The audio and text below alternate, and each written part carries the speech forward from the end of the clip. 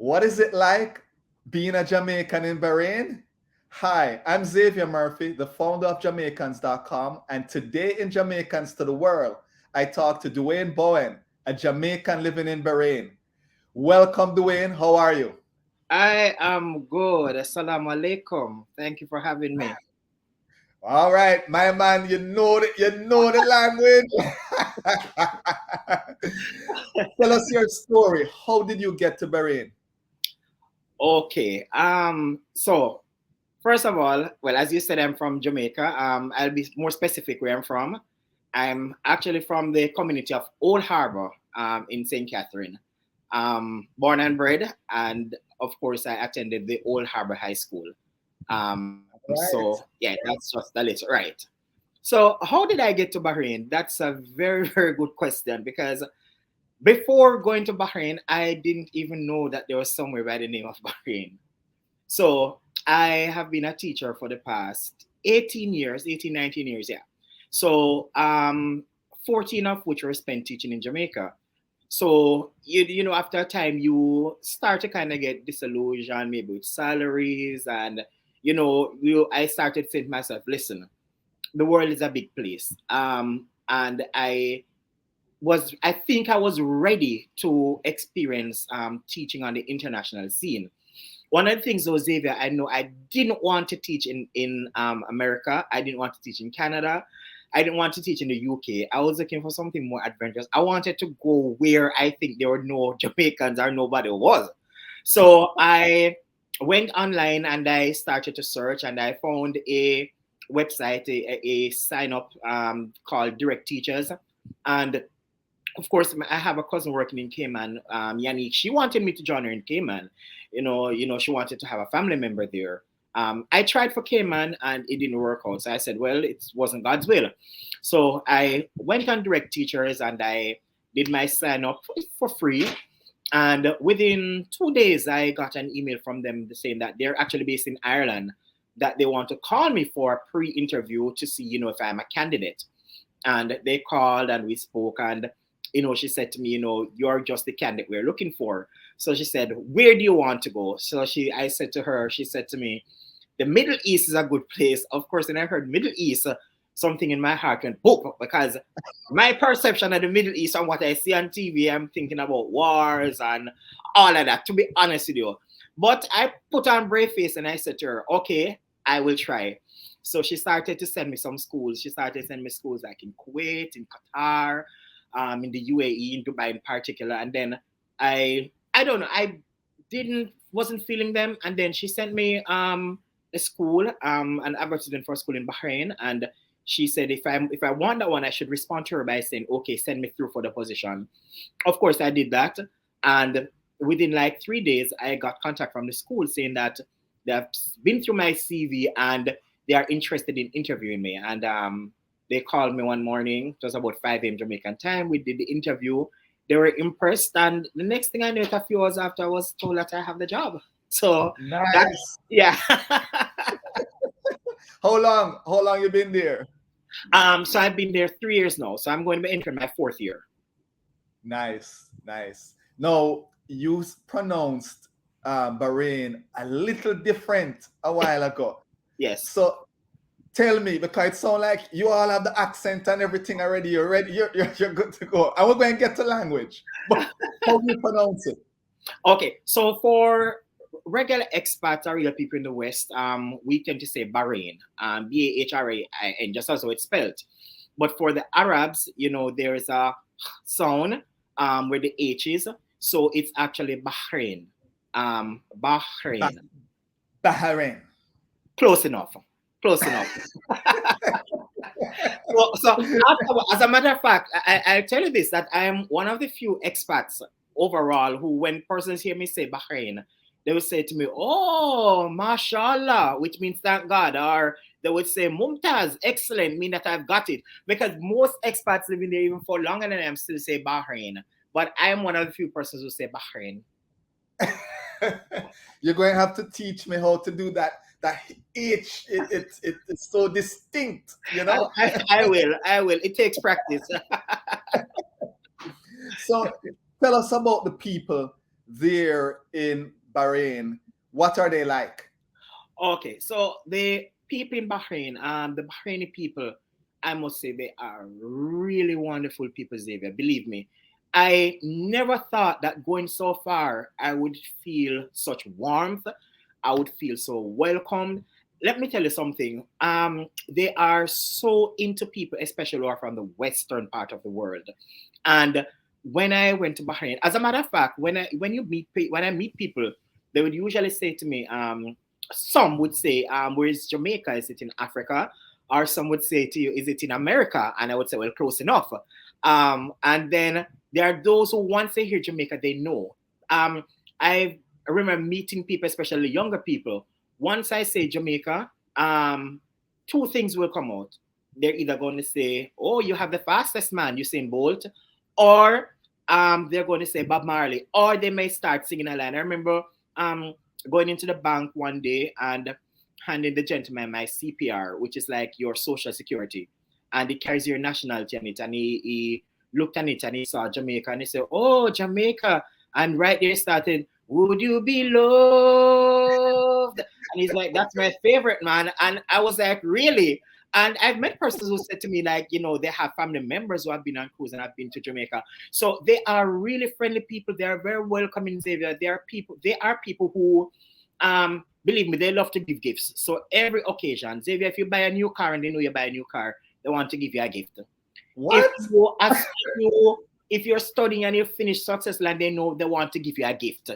If it's the beginning of the new year or a new month, they will probably like from my colleagues, they leave the little tokens all the time. And for them, if you refuse, for them it's an offense. And so Wow. that's how they are. And another thing, Xavier, is that they love to feed you. So if you visit their house, please make sure you go and you're hungry. Again, it's an insult to them if you come and the offer and you don't eat. They will tell you, no, I insist. No, you have to eat. So they are really warm people. But again, it's a mixed country. There are many expats there. There's a large Indian community.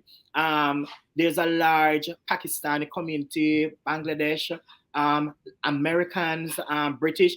As a matter of fact, there is an American naval base there with over 8,000 servicemen, men and women, and there's also a British naval base there. So seeing black people is not strange because most of the U.S. naval men and women, they're really black people like myself. So, I meet quite a few of them like at the barbers and all of that. So it's really a very diverse, it's a mixed country, but I can tell you overall, beautiful people. Beautiful. Nice. Yeah. So you mentioned food. If there is one thing you tell us to try if we visited Bahrain, what would that be? All right. So their national dish is actually called matchboos, which is, it can be prepared two ways. It's a rice dish prepared with either chicken or lamb. So if you come, there's matchboos, and of course, that's a traditional Bahraini dish, and it's really good. There's also saluna, which is similar to our Jamaican, what we call our brown stew chicken, which is done with they cook the chicken, stew it with like carrots and potatoes, which is really good. But the cuisine, however, it's really an infusion of Indian and Persian dishes. So you'll find a lot of things like biryani, chicken biryani, rice biryani. You'll find things like sambusa. You'll find shawarma. Yeah. I mean, So you can find you sound like a foodie there because you're calling the names them and you're I mean, all right. I know I asked for one.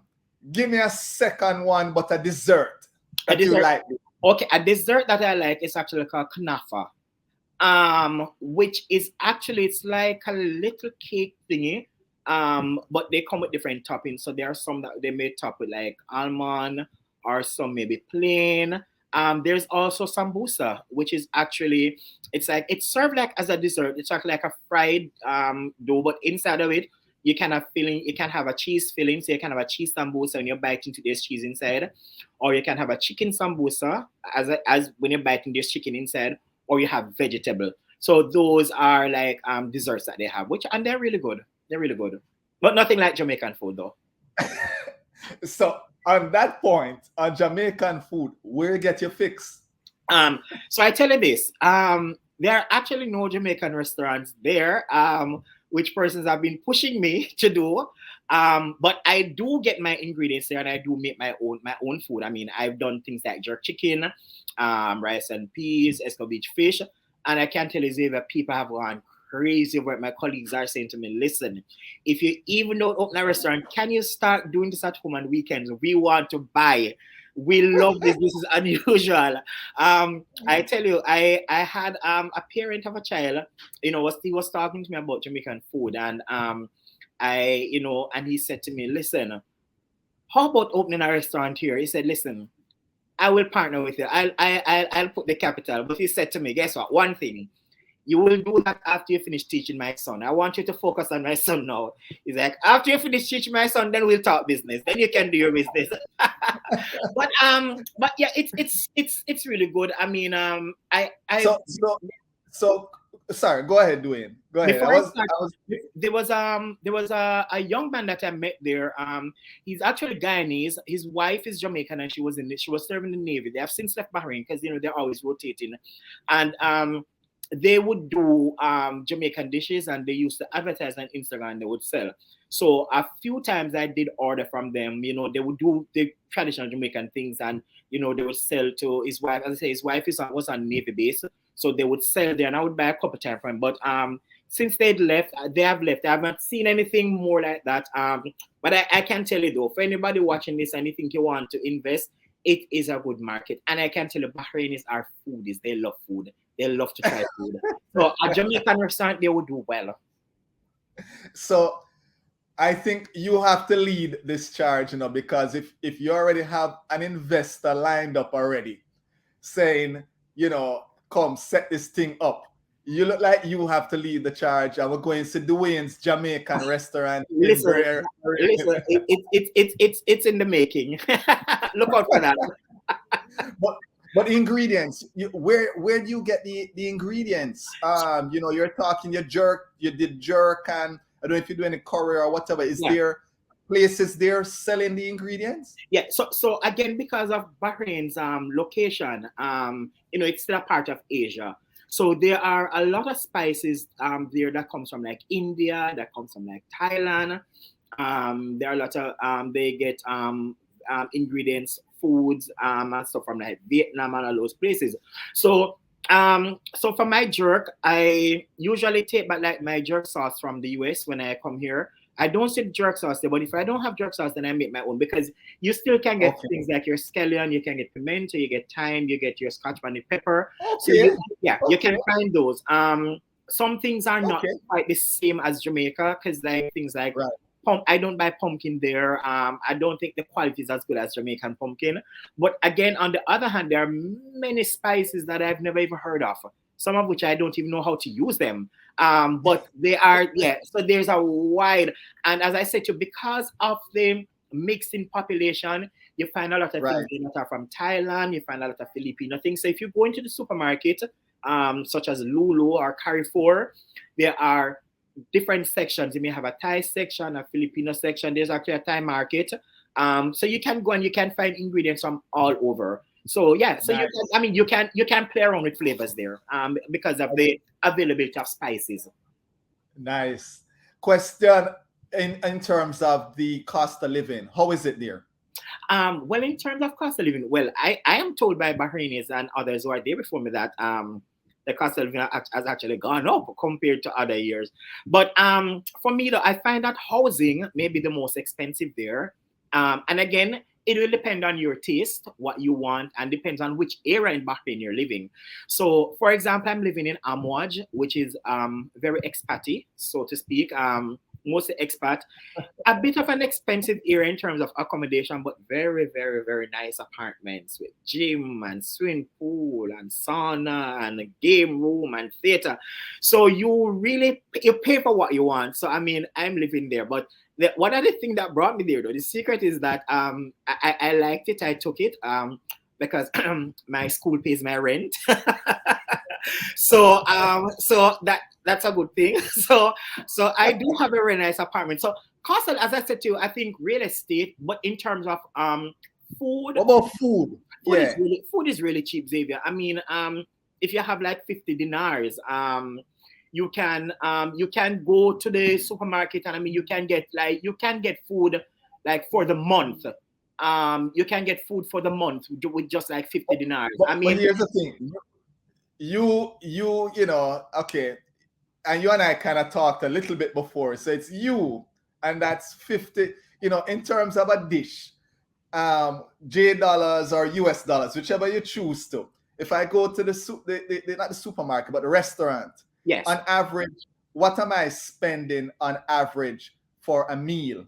So on average, and again, it's going to depend on what you order. So if you go to one of Okay. those really nice restaurants and you order, I mean, like you may have starter, main course, and an appetizer, that can probably run you anywhere like say maybe like 13, 15 dinars. I mean, 15 dinars. That's like, if my math is correct, it's like 15 dinars. That work probably work out to about like 39 US dollars. Okay. All right. All right. So you're But, getting a full course meal. a full course meal, yeah. But I mean, there are other eateries there that you can grab and go. You can get things like shawarma. Shawarma. That's like 500 fills, not even one, because it's 1,000 fills that make one dinar. So 500 fills. So that's like some sense. I mean, you can get like a biryani for like one dinar. So again, and there are many fast food places there, McDonald's, Jasmine's, and No, all.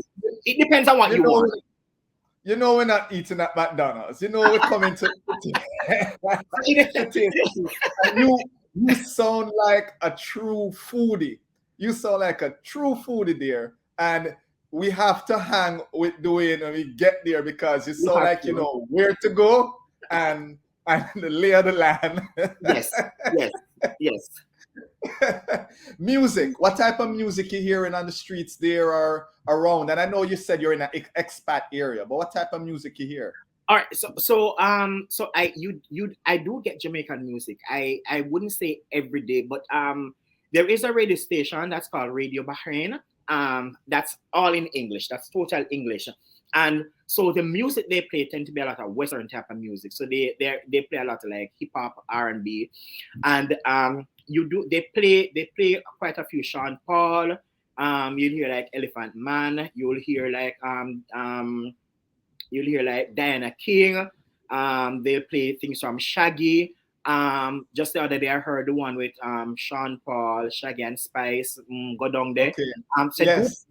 so they do play those.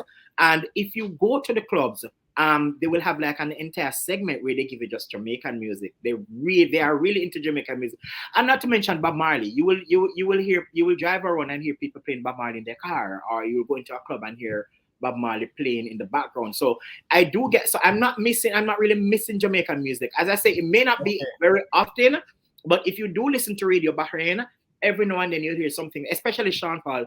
They play a lot of Sean Paul, his collaborations, and they play a lot of Bob Marley. But as I say to you, you'll also hear sometimes from some of Elephant Man, older hits. You'll hear from Diana Right. King, and yeah. But I do get Jamaican music, so I'm not missing that. I'm not missing that. And you mentioned club. So I'm going to dive into an area that I've kind of sort of explored in recent interviews. What is the dating scene like? And again, I know you're expats and local, and I know there are custom differences. So Yes. any tips, anything you've heard, anything? Won't get into your business, but So all right. So the thing about with dating again, because of the mix that is in Bahrain, you will find other expats. Like I said to you, you will find people there from England, USA, Europe, parts of Africa. Um, so you will find persons going out on dates and all that. However, those there, the difference is though, it would not be possible for me to take a Bahraini or an Arabic woman on a date. It's for them. It's haram. Haram, Haram, meaning that it's wrong. It's a sin. So you won't find an Arabic woman and a traditional Bahraini young lady would not be going out on a date with an expat. It's not allowed for her. You will find, though, you can find Arabic male, Bahraini males who can take expat females out on dates because that is okay. So it's just, even if you're choosing a wife, the Arab man, the Bahraini man, he can marry a woman from any nationality, and she doesn't have to be Muslim. But for the woman, it's not the same. An Arabic woman, a Muslim woman, they have to marry a Muslim husband. So I could get married to a Bahraini woman, but then I would have to be Muslim, because there are Bahraini women there who have husbands from Sudan or Pakistan or Nigeria or other parts in the Gulf like Saudi and all that. But of course, they have to be Muslim. So in terms of the dating scene, you can find persons to date with. You can find the Filipino, Thai, as I said, other persons from the Western or from Europe. But if you're looking somebody from the local, especially if they're very traditional, then it won't work out. So have you been to Bahrain wedding?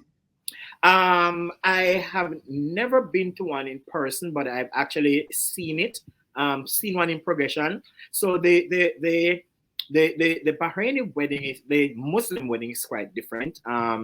If I'm correct, there are what is called the nikah, the Nikkah, which is actually the signing ceremony. So for the nikah, it's just the groom that is there, and that's an all-male event. That is where the imam will perform his rites, and that's where the signing takes place. So you find that for the weddings are quite different, because it's actually separate. The females celebrate together, and then all the males celebrate together. So you won't find the females attending the male celebration, or the male attending the female celebration. However, after the celebrations is finished, then there is one now where the male will join his bride. And then they'll be presented for the first time as husband and wife. But for the major celebration part, it's not a mixed celebration. No. Okay. So the reason I ask is, as a foodie, I don't know if the foods there is different, and you and you happen to have been invited to one, but maybe in the future. Inshallah. So the language, I hear you using language and so on. Would you say from let's say from 1 to 10, with 1 being the highest, where are you in perspective to the language? With 1 being the highest, I would probably say maybe then I'm probably about 7.5. I'm getting there. As a teacher, my students, I had a student who said to me that he's going to make it a task. He says to me, he's going to teach me 1 word per day. So I'm getting there. Like the basics, greeting, like hello, or the traditional greeting, salam alaikum. You respond by saying wa alaikum salam. I do understand that. I know to say hello. I know to say goodbye. I know to ask where somebody is. I need to say what my name is. So I believe conversation wise, I'm getting there. As they would say, shwe, slowly. I'm getting there.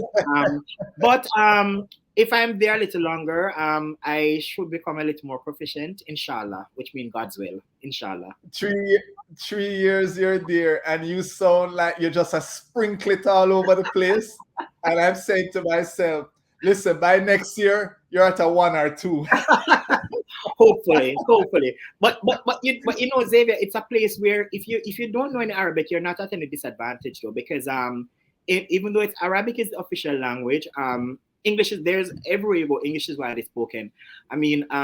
Some business spaces ago, they may not be able to respond to you in full English sentences, but they do understand. Like you can say this, how much, and then they will tell you, like you would say, okay, where find this one. So you can get around without a translator. Because I say to you, as a matter of fact, it is a requirement that for all the Bahrainis who are working in any government institution, any government ministry, banks, a requirement is that they must speak English. Okay. Yeah. Okay. They must speak English. Yeah. So you're fine. Weather. What's it like? I've heard different things and varied in terms of the Middle East. So what's it like? Okay, so as it is now, it's very cool now.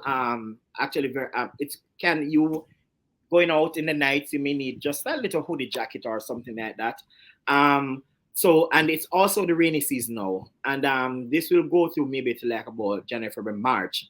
From April and so going down, then the weather starts to change again. I mean, the summer months, June, July, August, into September, those are really, really, really, when I say hot, I mean scorching months. Very humid also. As a matter of fact, at those times of the year, the expat laborers who work in like construction and road work, anything outside jobs, during those hot months, you will see the edict. You would see published that they work from like 5 in the morning till 12, and then they finish at 12 o'clock, and they continue working again from maybe like 6 in the evening until maybe like 10 or 11 at night. So they give them a break, and you have to. So I can't say, okay, no, my laborers have to finish my project. If you are caught doing it, if you have persons working after midday, you can be fined by the government, and there are police. There are persons who will check. There should be no outdoor work at that time because it is terribly hot, and I mean, heat stroke is possible at that time. So laborers, they work from like they start earlier, so they start like 5 in the morning, they finish by midday. Then they go home, and then they don't start again until maybe like 6 in the evening until maybe like midnight. Right. Yeah. So they put like construction lights and all of that out there for the yes. for folks. Yeah, for folks at nights. Okay. Yeah, at nights. And again because of the weather, you'll find that during the summer months, persons who are always doing their walking and all of that, you won't find them walking in the because even the mornings tend to be a bit humid. So what you find happening is that you won't usually like now you see people walking at 3, 4, 5 o'clock in the evening because it's very cool. In the real summer months, the height of summer, you can't do that. It's too hot. So you find that at 1 a.m., 2 a.m., 3 in the morning, I step out on my balcony, you look out at 3 a.m. in the morning, you see people out walking, jogging, walking their dogs and all of that. Because that's one of the things that I love about this event. It's a very safe place. I mean, you can travel any hours, Xavier. You can go to the ATM. You can pull your money. You don't have to put your money. You can walk with your money in your hand. There's nothing. As a matter of fact, Xavier, to be honest, there are quite a few nights that I actually fall asleep, not remember that I didn't lock my apartment door. I just open my door, go in, I just close it behind me. And sometime in the morning, when I'm searching for my keys, I'm like, oh, I didn't close the door. I mean, if my car, I remember one instance, Xavier. You leave the key in the door? Yeah. I remember one instance, Xavier, when I actually went to the police station to convert my driver's license from Jamaican to Bahraini. Because there's a list of countries who, once you have a license from those countries, they don't have to do another road test. You don't have to do the lessons again. Unfortunately, thank God, Jamaica is on that list. So all you need to do, go to the police station, the specific police station, you fill out the form, you do an eye exam, you show them your Jamaican license, you pass the exam, then you pay, and then they just print your Bahraini license right there. So I still have my Jamaican license, but there are some countries, if you're not on the list, then those persons will have to do a road test again. They will have to do the lessons again to get a license. So Jamaica, the US, England. Jamaica know how to drive. So yes. Yes. So you just go, you just convert your license. And I remember, Xavier, I went there and I went inside, and I was inside for quite a bit. This was pre-COVID. I was there a long time because it was very crowded. And when I got out, Xavier, I realized that the entire back windows were down. My bag was on the seat. It had in my work laptop and all those stuff. And I was so worried. And I remember saying, oh my God, I left my window down. And I started to search my bag to see if everything was there. And, a policeman was walking by and he saw me and he asked me if I'm okay. And I said to him, yes. I said, I just left my window down. I'm just checking if everything is okay. And he said to me, oh, it's all there. Is that this is Bahrain. You can always leave it down. Nobody will take. That's nice. That's nice. So, biggest adjustment you had to make moving there? So the biggest adjustment I had to make moving there is so when I was in Jamaica and I taught at my school, I am Always. My colleagues back home can tell you that Dwayne is a huggy person. So I'm always hugging my colleagues back in Jamaica. Walking and grabbing their arms and walking and talking with them. So when I came to Bahrain, I realized that it's not so because you're not, as a man, you're not allowed to just touch a female like that, especially an Arabic colleague. Again, it's haram. You don't do it. You don't. If you're being introduced to people. You don't just reach out your hand to shake a female's hand, especially an Arabic woman. If she extends her hand to you, if she's finding it, you wait for her to extend her hand, and then you can shake her hand, but you don't reach for her hand first. So that was an adjustment for me. Another adjustment for me was when they are celebrating Ramadan, which is their month of fasting. During Ramadan, Xavier, there is no eating at all on the road. There's no eating in public, whether you're Muslim or not. In Ramadan, you don't eat for that month. You don't eat on the road. So if I want to eat, I have to take things home. I eat in my apartment. When I'm at school, there's a section prepared for non-fasting teachers or expats who are not fasting, where you'll go and you'll eat, and that area it's usually blocked out because it's disrespectful. It's considered disrespectful in their culture to be eating in front of the Muslims who are fasting during Ramadan. And it's an entire month of fasting, where they fast from sunrise to sunset, and then at 6 p.m. in the evening after prayer, they'll break their fast. They break their fast with a family meal that they call the iftar. So you'll find if you have Arabic friends, they'll invite you to have a share an iftar with them. You'll go and you'll have a meal with them. So that was an adjustment. Not even water. You can't even have water in your car during Ramadan. And during that time, there are police on the street, and so you may be given a ticket if you're found eating or drinking on the street. Again, you can eat, but you have to take your food home to eat. I see. Restaurants are still open, but shutters are closed. So you can always call to place your order. You can't dine in during that time. You will see dining becomes available again in the evening after sunset when the fast is broken. So that for me was also a big adjustment. And another big adjustment for me was getting used to hearing the adhan, which is the call to prayer. So whenever time it's going to be time, they pray 5 times per day. So whenever time it's going to be prayer time, you will hear the call to prayer over speakers from all the mosques. That was an adjustment for me. So now I'm used to hearing the prayer calls 5 times per day. So those things were a bit of adjustment for me. They were new to me, and yeah. Yes. So if someone was visiting, and you'd say, "Here's the one thing I would recommend you come and see in Bahrain," or the one event you should attend in Bahrain, what would that place or that event be? So it's a small island, but there's this one place that I found quite interesting. It's called the Tree of Life. It's somewhere out in the desert. And what's fascinating about the Tree of Life, it's actually declared a World Heritage Site also. What's interesting about the Tree of Life is that in the desert area where it is, Xavier, it's the only tree that's growing there. And it's over 400 years old. And believe me, Xavier, this tree is out in the middle of nowhere, and it is as green as anything else. And so they refer to it as the Tree of Life. And it's so fascinating to go to see this only tree standing here. And you and I know that the desert is it's an arid place, but then to go and to see this tree that is so green, that is flourishing, that's just growing, it's really amazing. So persons tend to go to visit the Tree of Life. Another place that's interesting is to go and visit the Arad Fort, which is an old fort. Again, this is also a UNESCO World Heritage Site, where you're just going to see the remnants of when Bahrain was known as Dilmun. When it's just interesting to go to see the remnants. You can go, you see the readings.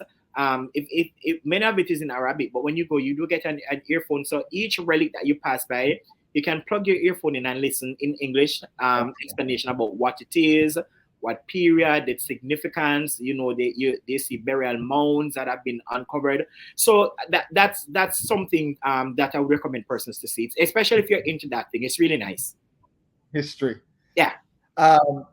So, what do you like doing? Dwayne's perfect day or perfect week. What does that look like? A perfect week, our perfect day. Oh boy. All right. So I'll take the weekdays out because my weekdays is from home to school and then back home. But for me on weekends, I do have a few friends from school, expats like myself, and also a very good local friend of mine. Um, so on weekdays, you'll find us. Sometimes we'll just go to hang out, maybe like at city center, which is this very big shopping complex that's there. So we'll hang out like at city center. Um, Again, we'll decide to maybe go to a movie, or in the night there's an area called Jufir. There's an area called American Alley, which is close to the American base. It's a very well lit, kind of like no casinos, but kind of like the lights give you a Las Vegas kind of feel. You can go there, and there are so many spots you can hang out, whether you want to sit by Starbucks or whether you want to just sit somewhere outside, especially right now when the weather is good. Or your friends, you decide that hey, the weather is nice, so we're just going to go to one of the souk, which is a market, a type of market where you can go and you get stuff like cologne, clothes, a lot of traditional stuff. You can go to the souk. So that's mainly what You like. my weekend looks like. Yeah, that's what I like. Yeah. And I like to go for cologne. I like cologne. They're very nice Arabic colognes. All right. So you're telling us what we need to come by if we come there. Exactly. Exactly. Exactly. Dwayne, listen, I mean, thank you. I've given, I mean, this conversation flowed. I just love it. You've provided so much information. I still have a couple more things to ask you. Sure. First one is the first one is this. It's a scenario. Yes. You land in Jamaica, you get off the plane. What is that first thing that you're doing? First thing I'm doing, oh my God, I think I need about two patties.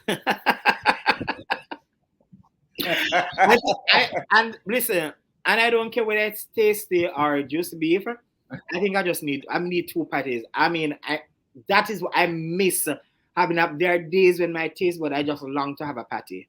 So So, folks, and if you none of those, know, and if if you're none of visiting Dwayne, you know what to bring. yes, and if none of those aren't, if taste or just beef isn't open, then I will settle for a piece of Jamaican KFC. I mean, there's KFC there, but they're not the same. Not the same. I had KFC there maybe once, and that's it. Not the same. Not the same. Yeah, Jamaica KFC is quite popular. I Quite think popular. in these interviews, it's almost like it's an ad for Jamaican KFC. Yeah. It's between a patty, and if the patty shops are closed, then I'll settle for KFC. First thing. So here is how I typically close. And again, thank you.